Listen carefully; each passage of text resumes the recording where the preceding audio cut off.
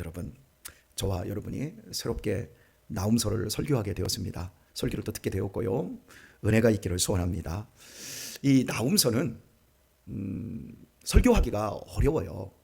그래서 또 긴 성경도 아닌데 어렵기 때문에 목사님들이 많이 이게 다루지를 않아서 제가 지금 여쭤봤던 것처럼 여러분들도, 그리고 제가 또 우리 교회에서 설교하는 스타일대로 강해 설교를 해오다 보니까 이 부분을 우리가 못 봤는데, 이제 나움서를 설교하면서 니누웨에 대한 중한 경고라, 니누웨에 대한 하나님의 경고와 그들의 멸망과 그들이 멸망한 이후에 하나님이 그들을 향하여 만가를 부르는 것으로 이 나움서가 구성이 되어 있거든요. 그런데 이 나움서에서 우리가 알아지는 게 뭐냐면, 하나님은 누구신가? 하나님에 대한 지식을 풍성하게 얻을 수 있어요. 우리가 조직신학에 들어가면 신론이라는 게 있어요. 그리고 그 아들에 관한, 예수님에 관한 공부를 할 때는 이걸 기독론이라고 해요. 그리고 인간은 누군가라고 할 때 이걸 인죄론, 인간의 죄를 다뤄요. 성령님은 누구인가? 성령론을 다뤄요. 그리고 교회란 무엇인가? 교회론을 다뤄요. 그리고 마지막 말세론, 이런 걸 다뤄요. 그래서 신학하면 조직신학이 가장 중요한 것인데, 그 중에서 하나님은 누구신가를 구약성경에서 풍성히 얻어낼 수 있는 책이 나움서라고 할 수 있겠습니다. 우리들이 하나님에 대한 지식이 더욱더 풍성하여질 거라고 저는 생각이 되어지는데요. 본문에 니노에 대한 중한 경고 이렇게 말합니다. 굉장히 무거운 경고라는 뜻이잖아요. 니노에 하면 여러분 생각나는 게 있지 않나요? 요나, 그렇지요. 요나. 제가 요나서를 설교하면서 요나가 되지 말고 마지막에 하나가 되자, 요나가 되지 말고 우리 하나가 되자, 이렇게 제가 설교의 마지막을 장식했던 거 기억하시지요? 그때 요나 선지자가 니노에 가서 40일 오면 이 땅이 망한다, 하나님의 진노에 의해 망하게 된다 라는 경고를 하라고 할 때 요나가 거기로 안 가고 지금의 스페인 지방으로 여겨지는 다시스까지 도망을 치려고 욥바로 내려가 배를 타고 갑니다. 그런데 하나님이 물고기 뱃속에 집어넣어 버리시고 결국에는 니누에로 가게 하시고 3일길이나 되는 니누에에서 3일 동안 외친 게 아니라 그냥 하루 동안만 이렇게 지나가면서 그냥 억지로, 왜? 니누에는 이스라엘의 철천지 원수 국가인데 이스라엘보다 몇십 배 큰 어마어마한 큰 나라입니다. 그 나라가 이스라엘을 너무너무 괴롭히니까 그 나라가 망해야 이스라엘이 행복할 수 있으니까 저런 불의하고 저런 못돼 먹은 나라를 하나님 망하려고 마음 먹었으면 망하게 만들어 버리세요. 이게 선지자의 마음이었어요. 그런데 그냥 니네들 망한단다 지나가면서 흘겨서 얘기를 했는데 그 얘기가 왕에게까지 들어가고 왕이 칙령을 내려서 모든 백성과 짐승들까지 다 금식하면서 원수 나라가 회개해가지고 구원을 받았던 그 장면 우리가 기억할 겁니다. 그리고 요나는 안 망했다고 언덕 위에 올라가서 박넝쿨 아래서 하나님께 원망하는 이 장면이 나와요. 그래서 하나님이, 야, 네가 심지도 않은 저 박넝쿨을 아꼈는데 내가 앞뒤를 분별하지 못하는 30만 명이나 되는 니노의 애들을 생각해서라도 내가 안 아끼겠느냐. 이 장면 여러분 기억하시죠? 그러니까 니노에 하면 요나를 여러분이 떠올렸듯이 하나님이 니노에를 한번 경고했다가 그 사람들이 회개하자 멸망을 거두어 드렸던 이 일이 오늘 나움서에 나오기 전 100여 년 전에 있었던 일이었습니다. 그리고 요나로부터 100여 년이 지난 후에 지금 나움 선지자가 다시 중한 경고를 하고 있는데, 중한 경고대로 니누에는 멸망하고 말았습니다. 하루아침에 멸망하고 말았습니다. 하나님의 말씀대로 그대로 되었습니다. 여러분, 신앙생활은 고정되어 있지 않습니다. 예전에 잘했다고요? 그러면 지금은 더 잘하고 있어야 합니다. 예전에 하나님의 긍휼을 입었다면 지금은 긍휼에 더 큰 긍휼을 입고 있어야 합니다. 예전에는 회개하고 잘했는데 지금은 마음이 강팍해져서 하나님의 중한 경고, 그 당시에는 중한 경고도 아니어서 요나 시대 때는 그냥 가다가 요나가 야 니네들 망한단다 그랬는데 회개를 했는데 지금은 중한 경고에도 들어먹지를 않아요. 이게 히브리서에 나오는 것처럼 한 번 비춤을 얻고 사함을 얻은 자가 이게 다시 멸망의 자리로 떨어졌을 때 다시 회개하지 못한다 라고 하는 것처럼 은혜의 맛을 아는데 그 은혜를 버린 자들의 최후가 이리도 무섭다라는 것. 은혜를 제대로 받으셔야 됩니다. 은혜를 어설피 받으면 나중에 우리의 형편이 더 강팍해지고 그리고 하나님의 손길은 더욱더 무시무시해진다는 사실을 기억해야 합니다. 예전에 겸손했으면 지금도 겸손해질 수 있는 게 진짜 백이 은혜입니다. 예전에 열심을 냈으면 지금은 그 이상의 열심을 낼 수 있는 게 복입니다. 예전에 하나님을 사랑했으면 지금은 하나님을 더 뜨겁게 사랑하는 것, 그것이 우리의 신앙의 아름다움이고 그것이 우리에게 복입니다. 어떻습니까? 몸은 쇠약해져 가나 우리의 영혼은 예전보다 훨씬 뜨거워지셨지요? 이럴 때는 아멘을 해야 그대로 되어집니다. 예전보다 더 뜨거워지셨지요? 솔직하게 몸은 예전보다 안 따라와도 마음만큼은 예전보다 더 뜨거워지지 않았습니까? 이게 말씀의 원리예요. 오늘 한국교회가 참 약해지고 있는 이유가 뭐냐면 말씀이 약해서 그래요.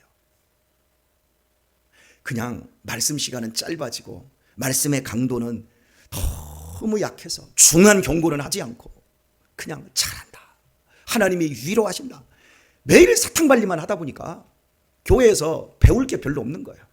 그냥 우리의 마음만 알아주세요 라고 자꾸 가다 보니까 우리가 하나님을 알고 하나님에 대한 지식이 풍성해질 때 우리의 인생이 더욱더 강력해지는데 내 지식만 강해지고 내 감정만 높아지니까 이게 교회가 약해지는 거예요. 조그만 일에도 그냥 펄펄 떨고 약간의 헌신도 겁쟁이가 되어서 못하는 거예요. 예전에는 다 너끈히 잘하던 일들을 지금 못하고 뒤로 미루는 이유들이 바로 말씀이 약해졌어요. 이 세상에서 가장 강력한 기관은 교회입니다. 교회는 2000년 동안 하나님께서 사람을 변화시키시고 사람의 인생을 복되게 하시고 축복하시는 이 놀라운 일들을 해내셨어요. 그런데 지금은 성도들이 싸나워졌어요. 왜요? 좋은 꼴을 먹지를 못하고 예전에는 좋은 삶을 살았는데 지금은 그 좋은 삶을 이어가지 못하고 하나님의 은혜를 그냥 꺼죽으로만 받는 거예요. 그러니까 내면이 바뀌지를 않으니까 사람들이 싸나워지는 거예요. 말씀의 은혜를 풍성하게 받으면 우리 자신이 세월이 지날수록 더욱더 하나님을 뜨겁게 사랑하게 되어지고 우리 자신들은 더욱더 겸손해지고 하나님이 우리에게 주시기로 약속한 그 의와 그 평강과 생명의 기쁨들을 충만하게 누리게 되어집니다. 아무쪼록 우리의 이 본문에서 나오는 니느웨에 대한 이 중한 경고라고 할 때 요나와 지금 현재 나움 시대를 비교하면서 우리 자신들이 더욱더 하나님의 경고의 말씀들이 우리를 더욱더 아름답게 하고 진실하게 하고 더 충성되게 만들어갈 수 있는 대로 나아가야 된다는 교훈을 한번 받고 우리가 이 본문을 이제 들어가도록 하겠습니다. 니느웨에 대한 중한 경고, 곧 엘고스 사람 나움의 묵시의 글이라 말합니다. 나움이 받은 거예요. 묵시라고 말해요. 네, 곧 엘고스 사람, 여러분 엘고스라고 하는 이 지명이 어딘지는 잘 몰라요. 그런데 이 나움이라고 하는 이름의 뜻으로 대충 엘고스가 어딜지 생각을 하게 되어집니다. 한 세 가지 정도, 갈릴리라든지 또 그 외에 지역에 그 추측을 하는데 제일 유력한 곳으로 나훔 하면 그 앞에 가버를 붙이면 어떨까요? 나훔, 가버나훔, 그죠?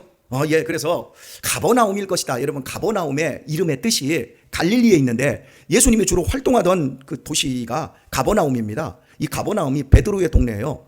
그래서 베드로의 고향이라 지금도 가보면 가버나움 교회가 있고 베드로의 집이 아닌데 베드로의 집이라고 그냥 명명 붙인 그 시대 2000년 전에 그 집터가 있어요. 그런데 이 가버나움이라는 이름의 뜻이 위로의 집이라는 뜻이에요. 그리고 이 엘고스라는 말이 맹렬하다는 뜻이에요. 이 맹렬하다라고 하는 건 여러분 다른 말로 극성이다 할 수 있잖아요. 열심이다 이렇게 얘기할 수 있잖아요. 예, 그런 것처럼 위로를 하나님이 어떻게 주셔요? 맹렬하게 주시는 거예요. 위로를 열심히 주시는 거예요. 하나님이. 가버나움이라는 동네는 하나님이 위로를 주시는데 그냥 조금 주시는 게 아니라 어마어마하게 주시는 곳.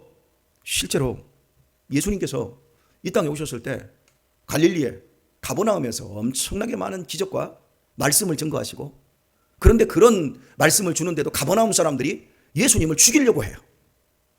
은혜를 어마어마하게 받는데, 이 맹렬하게 하나님이 은혜를 주시는데도 불구하고 이 미련통이들이 그 은혜를 거부하고 더욱더 독해집니다. 여러분이 은혜의 생활을 잘 하셔야 돼요. 제가 어제도 말씀을 드렸어요. 많이 웃으시길 바라요. 오늘 새벽부터 웃자고 하니까는 별로 안 웃지만 웃기가 힘들지요. 웃음 근육은 새벽에 움직일 수 있는 게 아니에요. 새벽에 웃을 수 있는 건 그만큼 내공이 세고 은혜를 세게 받은 사람들 외에는 새벽에 이게 웃음이 안 나와요. 여러분, 많이 웃고 많이 기뻐하시기를 바랍니다. 기뻐하는 사람에게는 병이 없어요. 많이 웃는 사람의 특징이요, 여러분, 나이가 들어가면서 많이 웃는 사람들은요, 하회탈처럼 잔주름이 찰찰해지지만 인상이 좋은 인상으로 바뀌어요. 그런데 안 웃는 사람들은 주름이 잘 안 생겨요. 하지만 그 주름이 안 웃는 대신에 주름이 칼자국 같아요. 아래 위로 확 째지고 막 옆으로 이렇게 째지고. 여하튼 은혜를 많이 받으면 웃으세요. 우리 교인들이 별로 안 웃어요. 어제도 제가 주일 설교를 하는데 분명히 웃기라고 하는 설교인데, 아니 거기서 웃어줘야 되는데 안 웃고 멀뚱멀뚱, 이거 웃어야 되는지 안 웃어야 되는지 이 잔머리를 먼저 굴리고 있는데, 교회 새로운 사람들은 막 웃더라고요. 근데 오래 묵은 분들은 안 웃어요. 예를 들어서 제가 말을 해놓고 아우 멋있다, 그러면 공기를 좀 싹 돌리고 여러분의 긴장을 좀 풀어서 웃고 지나가면 얼마나 좋아요. 웃으라고 했는데 안 웃으니까 막 제가 무서워지는 거 있지 않습니까? 여러분, 하나님의 은혜가 맹렬하게 임할 때, 여기서 맹렬하다라는 이 단어를 하나님의 맹렬한 분노로 가져가면 이게 무시무시한 건데, 똑같은 단어를 하나님은 열심이라고 하는 것으로 가져와요. 우리는 하나님의 맹렬한 분노를 맹렬한 은혜로 바꿔야 합니다. 그러려면 우리가 기뻐하고 감사하고 기도하며 우리의 삶을 하나님께 초점을 맞춰야 돼요. 엘고스 사람 나움이라는 뜻의 이름이 위로하다라는 뜻이에요. 그러니까 엘고스, 맹렬하다, 맹렬히 위로하는 하나님, 맹렬히 위로하는 나움 선지자. 하나님이 지금 이스라엘 백성들을 맹렬하게 위로하고 싶은 거예요. 그러면서 니누에라고 하는 나라, 당시에 세계 대제국이었지만 이 나라는 너무 잔인했어요. 일제강점기에 우리나라에 데라우치 총독이 일대 총독으로 왔어요. 무단정치를 했어요. 무단정치라는 의미는 폭력으로 정치하는 거예요. 눌러버리고 억압하고 죽여버리고. 초창기에 어마어마하게 많은 사람들을 다 죽여버리죠.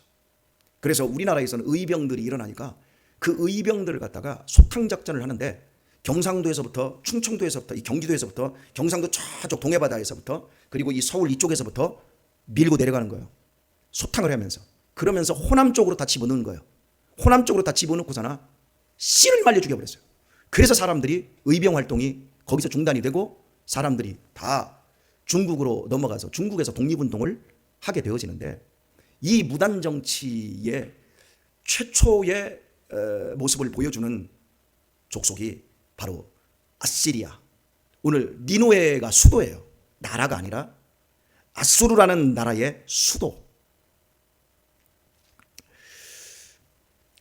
아주 이스라엘을 너무너무 괴롭히고, 당시에 지금 북이스라엘은 이 아수르에 멸망한 상태고 100년 정도를 722년에 멸망하고 지금 오늘 본문의 시점은 663년에서 612년 이즈음이에요. 그러니까 이 시간 동안 유다라는 자그만 나라는 이 아수르 때문에 벌벌벌벌 떨어요. 언제든지 무너질 수 있어요. 너무 강력한 제국이에요. 그런 상황 속에서 하나님이 엘고스 사람, 맹렬하다라고 하는 지명에 위로하다라고 하는 이름을 가진 선지자를 통해서 이스라엘을 위로하고 격려하고 있는 거예요. 그리고 니누에는 멸망한다. 그들이 지금 세계 대제국으로 무단 정치를 하고 폭력과 억압으로 다른 민족들을 다 벌벌 떨게 하지만 결국 그 위에 내가 있다. 하나님이 있다. 역사를 주관하시는 분은 하나님이시다. 하나님은 살아계시다. 이걸 통해서 위로하려고 하는 의도. 오늘의 말씀을 맺도록 하겠습니다. 요나는 니느웨에 가서 직접 말씀을 전했지요. 그러면 누가 들었어요? 니느웨 사람들이 들었어요? 그런데 나훔 선지자는 자신의 동네에서 한 발자국도 나가지 않았어요. 그리고 묵시에 그리라, 하나님의 말씀을 자기 동네에서 들었어요. 그리고 그 말씀을 누구에게 가르쳤어요? 그 동네 사람들, 유다 사람들에게 가르쳤어요. 그렇다면 생각해 보십시다. 니느웨 사람들에 대한 중한 경고인데 그 말씀을 니느웨 사람들이 듣지 않고 여기 있는 우리 동포들이 그 말씀을 듣습니다. 그럼 이 중한 경고가 위로입니까? 경고입니까? 위로예요. 저 니느웨가 없어지면 우리나라가 살 수 있는데 하나님이 니느웨를 없애버리겠다는 거예요. 유다는 그들을 막아낼 힘도 없고 버텨낼 힘도 없어요.